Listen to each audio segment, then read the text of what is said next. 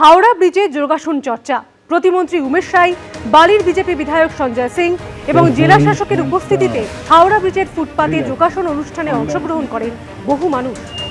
আমাদের স্টেজে ইন্সপেক্টরদের দেখে নেবেন, আমাদের ইন্সপেক্টরের সামনে আছে। প্রথমে ফ্রন্ট থেকে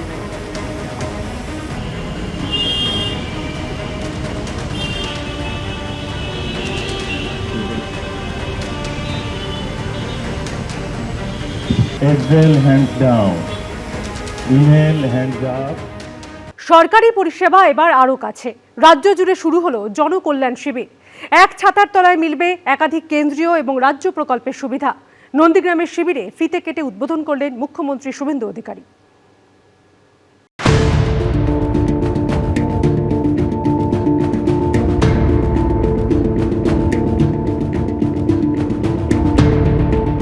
আয়ুষ্মান প্রকল্প থেকে অন্নপূর্ণা যোজনা, জব কার্ড থেকে Kisan credit card, student credit card থেকে শিক্ষাক্ষেত্রে বিভিন্ন স্কলারশিপ, কেন্দ্র ও রাজ্য সরকারি প্রকল্পের সুবিধার জন্য আবেদন, যাচাই এবং পরামর্শ, সব সুবিধা একসঙ্গে দেওয়ার জন্য সোমবার থেকে জনকল্যাণ শিবির শুরু করল পশ্চিমবঙ্গের বিজেপি সরকার। নন্দীগ্রাম থেকে পরিষেবার সূচনা করলেন মুখ্যমন্ত্রী শুভেন্দু অধিকারী। আমাদের রাজ্যের আজকে প্রায় 1100-র কাছাকাছি স্থানে জনকল্যাণ শিবির হচ্ছে। এই জনকল্যাণ শিবিরে কেন্দ্রীয় এবং রাজ্য সরকারের 54টি গুরুত্বপূর্ণ স্কিম, যার সরাসরি কল্যাণ বা সুযোগ আমাদের এই রাজ্যের মানুষজন পাবেন।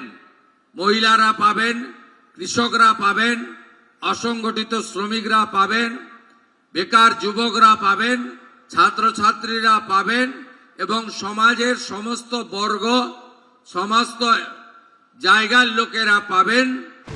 সোমবার থেকে বুধবার রাজ্য জুড়ে চলবে জনকল্যাণ শিবির। আমরা জব কার্ডের জন্য এসেছি। এই যে ধরুন এক জায়গাতে এসে সবগুলো ফর্মগুলো ফিল আপ করতে পারছেন, এতে কি সুবিধে? হ্যাঁ, সুবিধা তো আছে। জেলায় জেলায় বিভিন্ন ব্লক স্তরে এক ছাতার তলায় মিলবে বিভিন্ন সরকারি প্রকল্পের আবেদনের সুবিধা। বেনিফিশিয়ারি কাছ থেকে রেজিস্ট্রেশন একটা হচ্ছে আমাদের এখানে। রেজিস্ট্রেশন হওয়ার পর আমরা ফর্ম দিচ্ছি এবং যারা দিতে আসে তাদেরকেও রেজিস্ট্রেশন করিয়ে জমা করে নিচ্ছি। আমরা আধার কার্ড দিয়ে রেজিস্ট্রেশন করে নিতে হচ্ছে। প্রশাসন সূত্রে খবর, প্রয়োজনীয় তথ্যের অভাবে যাতে কেউ সরকারি সুবিধা থেকে বঞ্চিত না হন, তার জন্য সব প্রকল্পের প্রতিনিধিরাই থাকবেন শিবিরে। আমি ফর্ম তুললাম আয়ুষ্মান ভারতের। এটা সুবিধাতে বাইরে চিকিৎসা হবে। উদ্যোগটা ভালো, উদ্যোগটা যদি দেয় তো ভালো, অনেক মানুষের উপকার হবে। সাধারণ মানুষের জন্যই তো সরকার এটা করতে চাইছে। আমাদের নতুন সরকার আসার পর আগের সরকারের সুবিধে এবং কেন্দ্র সরকারের সুবিধে কাউকে বাদ দেওয়া হয়নি। এই জনকল্যাণ শিবির সকাল 10টা থেকে 5টা, 15, 16, 17 3 দিন এটা চলবে। জেলায় জেলায় বিভিন্ন জনকল্যাণ শিবিরের প্রথম দিনেই দেখা গেল উপচে পড়া ভিড়।